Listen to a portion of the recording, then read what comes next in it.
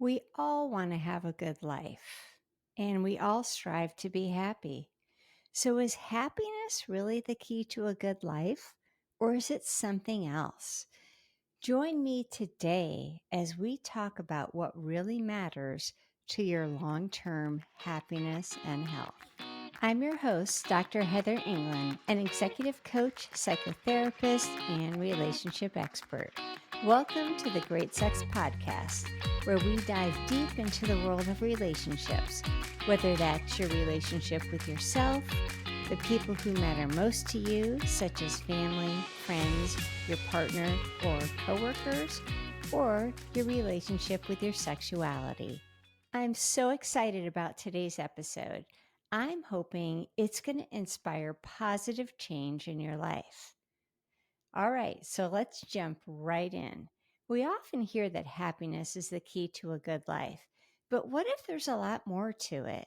We've all heard about the things that help us to be healthy, consuming unprocessed foods and less sugar, including less alcohol, drinking lots of water, getting exercise, getting enough quality sleep, lowering cholesterol, and minimizing stress. In fact, that's probably the bulk of many people's New Year's resolutions.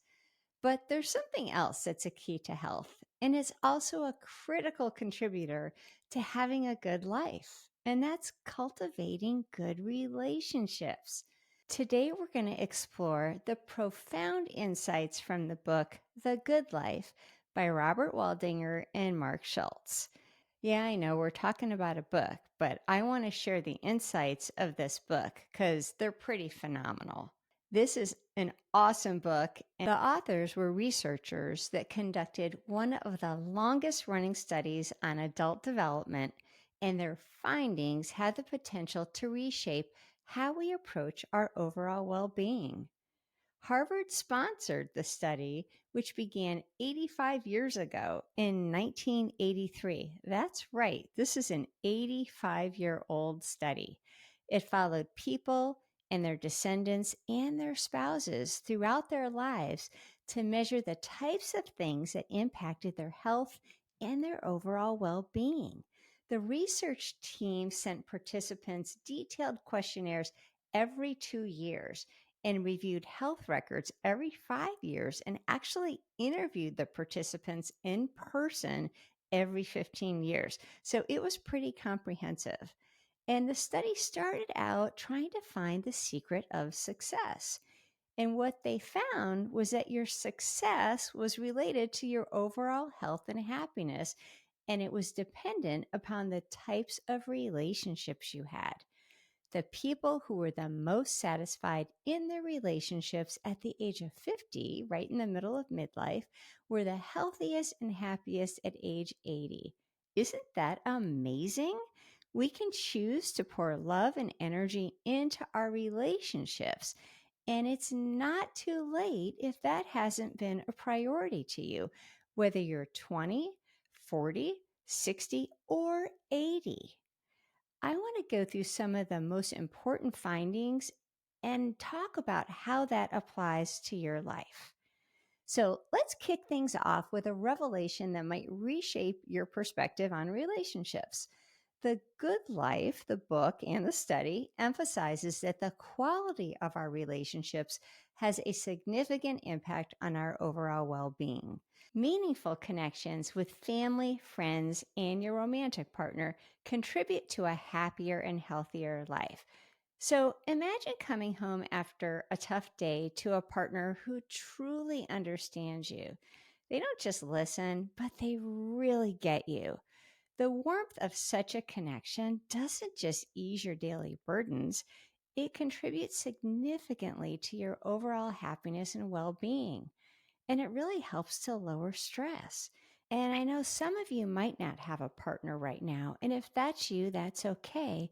Imagine being able to share your deepest thoughts and feelings with a friend who truly listens, understands you, and shows up for you. That's what we're talking about. The study also emphasized the importance of emotional intimacy within your long term relationships, such as marriage. Couples who felt emotionally connected and supported tend to report higher levels of marital satisfaction and happiness. So, what's emotional intimacy? Well, it's the connectedness and the closeness that you feel with someone. It's the ability to share yourself and trust that your partner's going to be there for you and not judge you.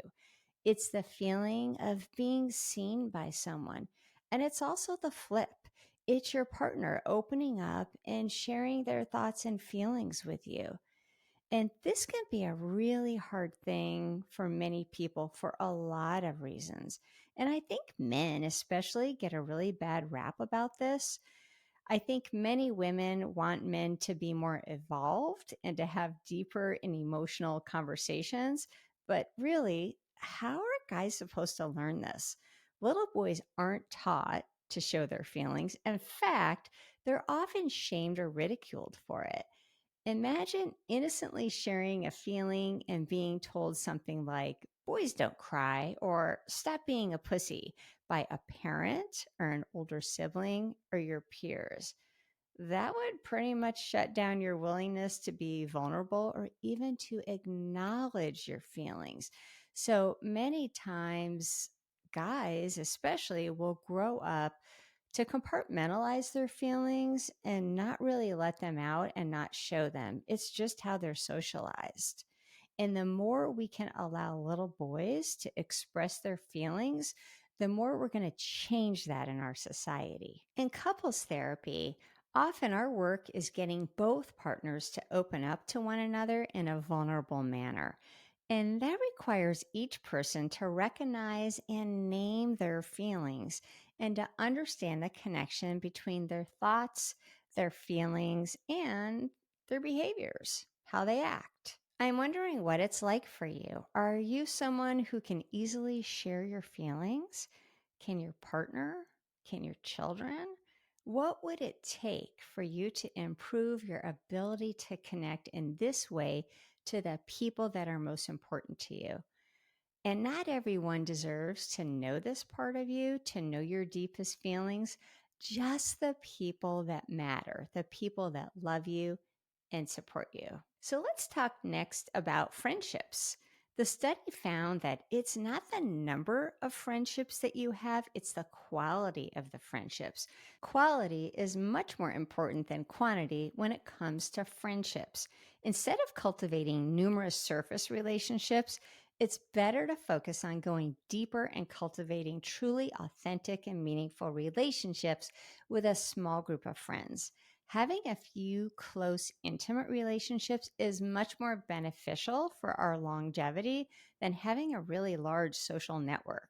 And you really just need one or two friends that show up for you when you need them and give as much as they take.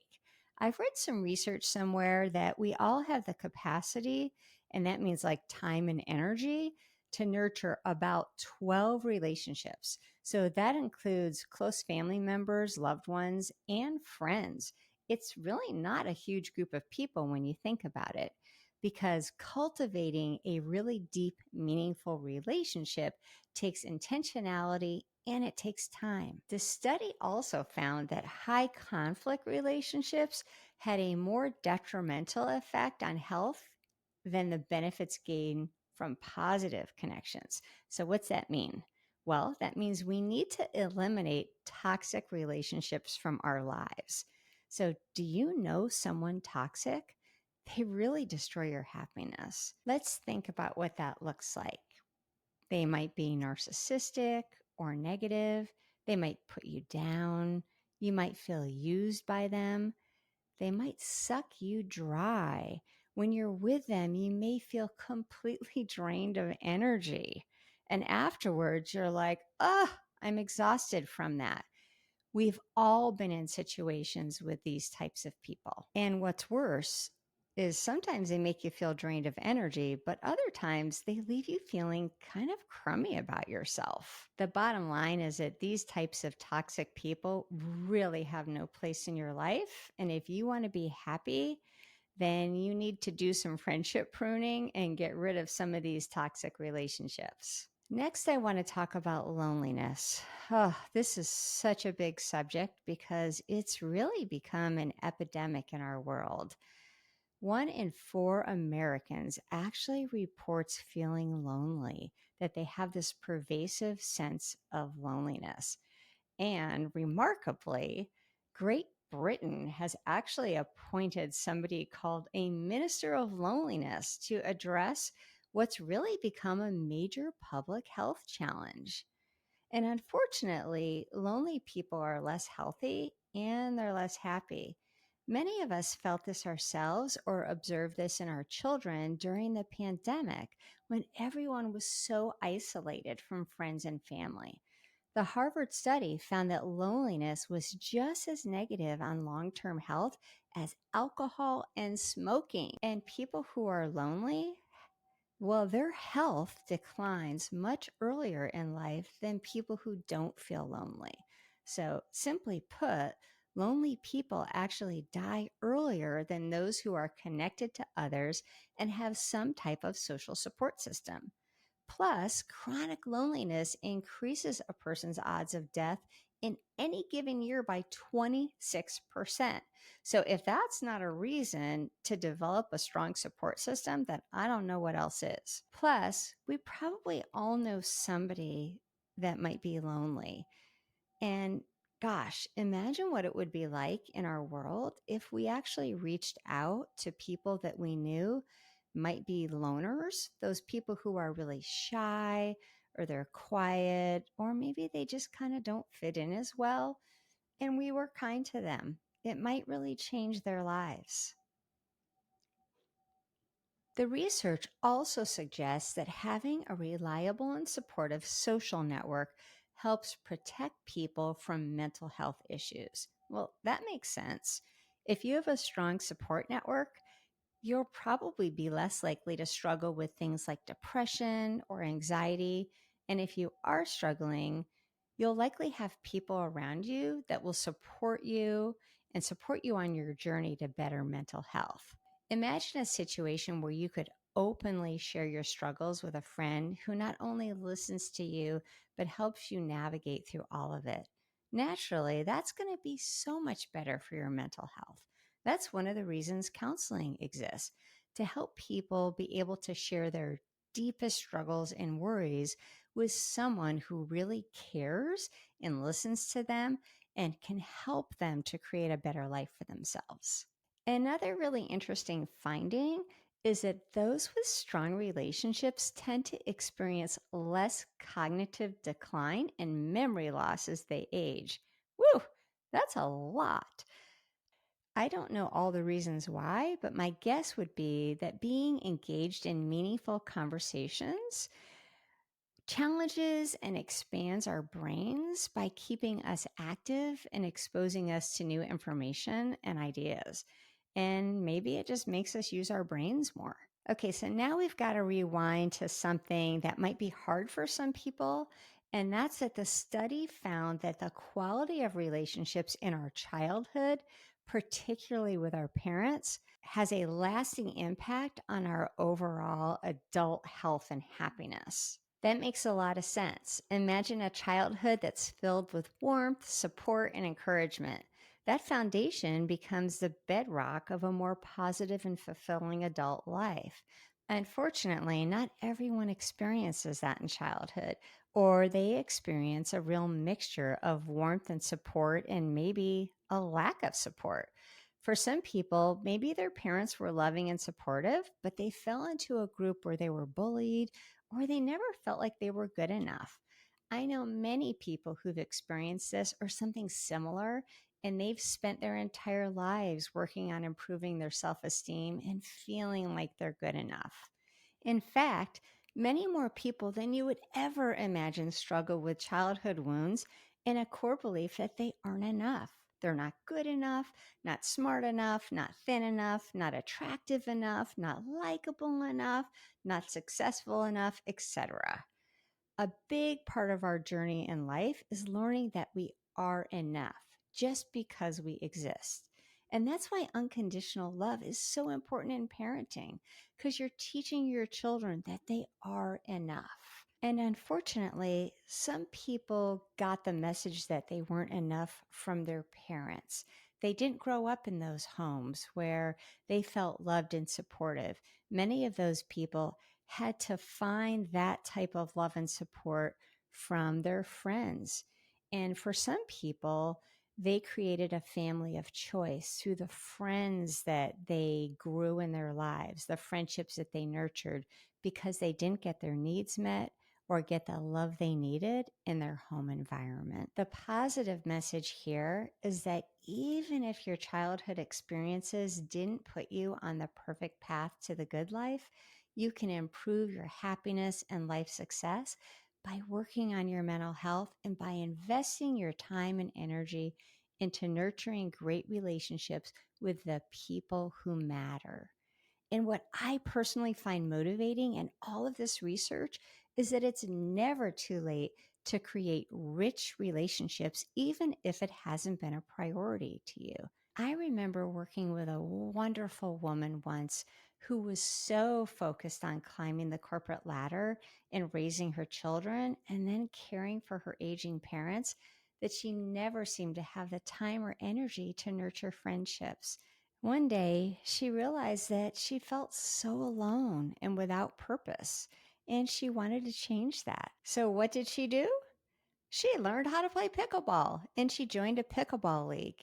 And she began to make friends. And for the first time in her life, she had the time and desire to focus on herself and new relationships.